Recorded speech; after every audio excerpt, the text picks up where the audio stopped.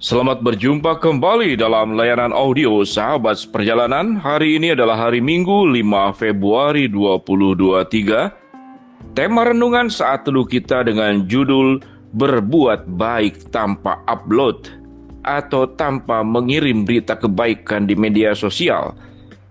Firman Tuhan terambil di dalam Amsal pasal 3 ayat 27 dan 28. Janganlah menahan kebaikan daripada orang-orang yang berhak menerimanya, padahal mereka mampu melakukannya. Janganlah engkau berkata kepada sesamamu, pergilah dan kembalilah, besok akan kuberi, sedangkan yang diminta ada padamu. Mari kita berdoa. Bapa yang di dalam surga, biarlah kami berbuat kebaikan dengan sikap dan hati yang baik juga. Biarlah itu menjadi milik dan karakter kami. Dalam nama Tuhan Yesus kami berdoa. Amin. Shalom sahabat perjalanan yang dikasihi Tuhan, berbuat baik tanpa upload. Berbuat baik tanpa kemudian mengirimkan berita ke sana ke sini di grup WA, di Instagram, di Facebook, di YouTube, di mana-mana. Apakah boleh? Tentu boleh-boleh saja. Perbuatan baik terkadang perlu diberitakan kepada orang banyak agar tujuannya mereka bisa mengikutinya. Kita mungkin berbuat baik sekali, sewaktu upload ada orang yang tergerak dan membantunya. Pada dasarnya sahabat perjalanan mengupload, memberitakan apa yang sudah dilakukan untuk menolong orang-orang lain. Itu pada prinsipnya sangat menolong.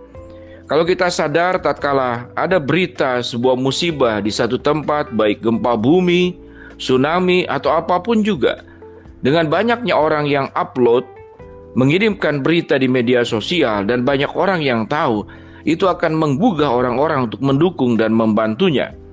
Kalau motifnya sampai di sana, maka motif kita, motif di dalam kekudusan dan kebenaran. Ada satu hal yang pernah saya dapatkan berita. Sewaktu ada tsunami di Pangandaran, kemudian ada banyak orang yang pergi ke sana. Namun karena motifnya adalah untuk upload, mereka langsung ke pinggir pantai, foto-foto, pasang spanduk, kemudian nampak wajahnya bergembira, sedangkan mereka sedang ada di tempat-tempat yang susah. Kemudian selfie-selfie dengan gaya-gaya tertentu. Lalu kemudian apa yang terjadi? Masyarakat di sana mengatakan, kami tidak ada di pantai, kami tidak berani di pantai. Rupanya orang-orang yang membantu berbuat kebaikan ini tidak langsung kepada lokasi orang-orang yang sedang mengalami kesulitan, tapi langsung ke pantai dulu. Karena pantai dianggap tempat rekreasi. Akhirnya menjadi sebuah pertanyaan, ini mau membantu, mau rekreasi, mau selfie, atau mau mendemonstrasikan kebaikan yang dilakukan? Sahabat perjalanan, berbuat baik satu sisi sebagai sesuatu yang indah, karena firman Tuhan mengatakan, janganlah menahan kebaikan daripada orang-orang yang berhak menerimanya, padahal engkau mampu melakukannya. Janganlah engkau berkata kepada sesamamu, pergilah, kembalilah, besok akan kuberi, sedangkan yang diminta ada padamu. Jadi menahan kebaikan adalah sesuatu yang keliru sementara kita sanggup melakukannya. Namun berbuat baik kemudian pada saat yang sama kita menjadi pengemis. Kalimat yang cukup menarik sahabat seperjalanan. Ada orang-orang yang berbuat baik, namun di saat yang sama yang bersangkutan menjadi pengemis. Pengemis ini artinya apa? Dia merasa kekurangan, dia butuh penghargaan, dia butuh dipuji, dia butuh diberikan predikat sebagai orang baik, penolong, yang peduli kepada orang lain. Sehingga benarlah apa yang dikatakan oleh firman Tuhan, apa yang dilakukan tangan kanan jangan diketahui oleh tangan kiri. Ini tentu perumpamaan, karena tangan tidak punya mata, tidak punya telinga, tidak punya mulut. Tidak mungkin tangan kiri dan tangan kanan lalu sepasang tangan itu bercakap-cakap satu dengan yang lain. Jadi apakah boleh upload? Boleh. Apakah boleh memberitakan perbuatan baik kita? Boleh. Sebagaimana penjelasan-penjelasan yang diuraikan tadi dengan alasan-alasan yang kuat.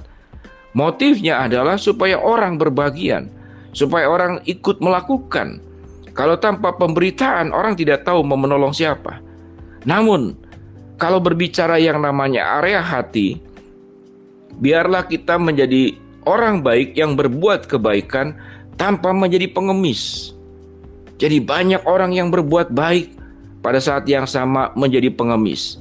Sewaktu setelah berbuat baik tidak mendapatkan respon yang setimpal, tidak mendapatkan reaksi yang setimpal, lalu kita kecewa, lalu kita menganggap orang itu tidak tahu diri. Sudah dibantu, kalau tidak ada saya, kamu mau jadi apa? Kalau tidak saya bantu, masa depanmu suram. Apakah benar setiap orang itu masa depannya ditentukan oleh bantuan kita?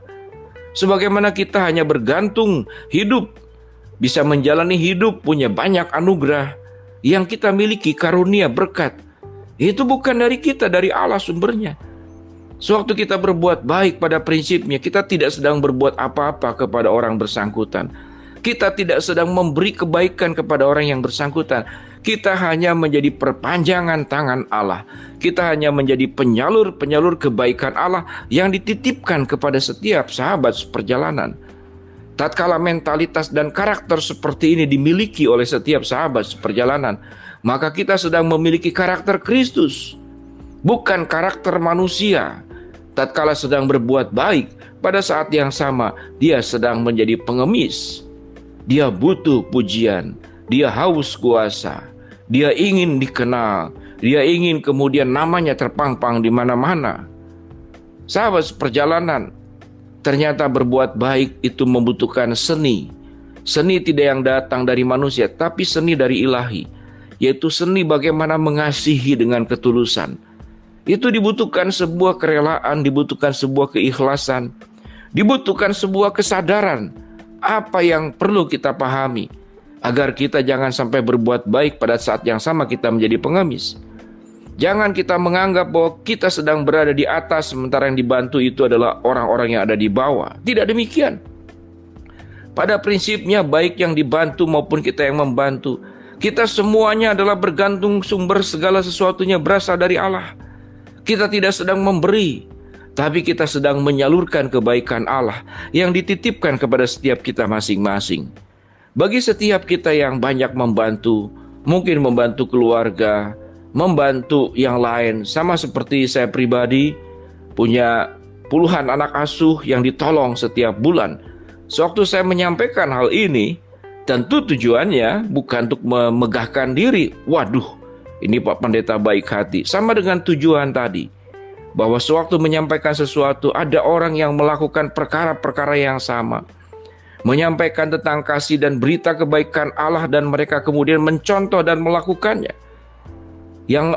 Hal yang lain adalah setelah disampaikan, tentu ada orang yang tergerak untuk membantu, kemudian saling menopang dan menolong menjadi orang-orang baik, tanpa harus di saat yang sama menjadi seorang pengemis. Sahabat seperjalanan, semoga renungan ini boleh mengingatkan kita. Jangan sampai setelah kita berbuat baik, lalu kita bertemu dengan Tuhan satu kelak nanti, dan Tuhan bertanya, apa yang sudah engkau perbuat? Aku sudah berbuat baik kepada banyak orang. Lalu Tuhan mengatakan, engkau tidak sedang berbuat baik kepada orang lain, dan engkau juga tidak sedang berbuat baik untuk namaku. Namun engkau sedang berbuat baik, dan di saat yang sama engkau sedang jadi pengemis. Biarlah renungan ini boleh memperkaya, kemudian mengubah pola berpikir kita tentang cara berbuat baik dengan benar. Mari kita berdoa. Bapa dalam sorga, terima kasih buat pencerahan firman Allah, agar kami berbuat baik pun dengan hati dan juga dengan cara yang baik. Hamba-Mu berdoa buat sahabat seperjalanan yang sedang sakit, Tuhan jamah sembuhkan. Sahabat seperjalanan yang sedang menghadapi masalah, Tuhan bukakan jalan. Sahabat seperjalanan yang sedang berharap memohon sesuatu, Tuhan kabulkan sesuai dengan waktu, rencana, dan kehendak-Mu. Dalam nama Tuhan Yesus kami berdoa, amin. Shalom sahabat seperjalanan, berbuat baiklah tanpa harus jadi pengemis. Amin.